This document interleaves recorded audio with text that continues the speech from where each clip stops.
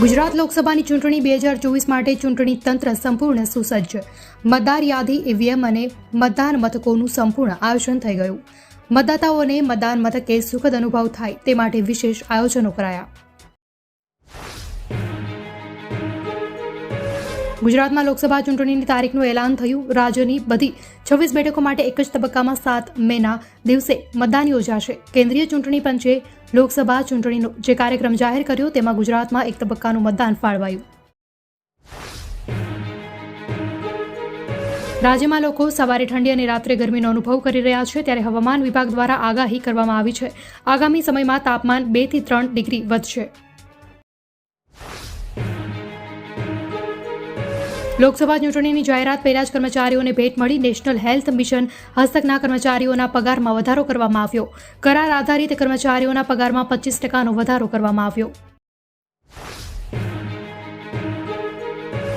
અમદાવાદના કાંકરિયા ખાતે આવેલ બાલવાટિકાનું નવીનીકરણ કરવામાં આવશે. જોકે નવીનીકરણ માટેના કોન્ટ્રાક્ટને લઈને વિવાદ સર્જાયો છે, જે ડિસ્કવરી રાઇડ તૂટતા નિપજ્યા હતા. 2ના મોત. તેને જ કોન્ટ્રાક્ટ સોંપાતા બાલવાટિકાનું નવીનીકરણ વિવાદમાં.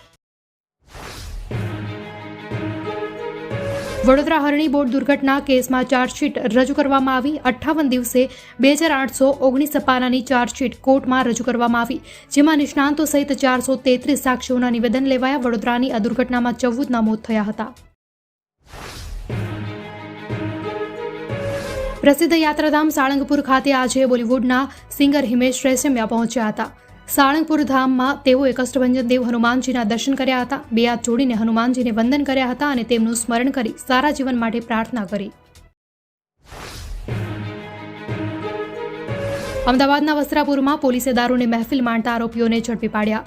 જે 7 યુવકોની ધરપકડ કરાઈ છે. પોલીસને બાતમી મળી હતી કે વસ્ત્રાપુરમાં સેટેલાઇટ સેન્ટરમાં દારૂની મહેફિલ ચાલી રહી છે. બોટાદના સાળંગપુર કષ્ટભંજન મંદિરે હનુમાન દાદાના દરબારમાં અંબાણી પરિવારે દર્શન કર્યા. કોકિલાબેન અંબાણી તેમજ અનિલ અંબાણીએ પરિવાર સાથે દર્શન કર્યા હતા. અંબાણી પરિવાર દ્વારા પૂજા કરીને ધજા ચડાવાઈ. લોકસભા ચૂંટણી 2024ની તારીખોની જાહેરાત થઈ રહી છે. મુખ્ય ચૂંટણી કમિશનર રાજીવકુમાર આ અંગે વિગતવાર માહિતી આપી રહ્યા છે. આ દરમિયાન તેમણે એમ પણ જણાવ્યું કે આ વખતે મતદારોને મતદાન મથક પર ઘણી સુવિધાઓ મળવાની.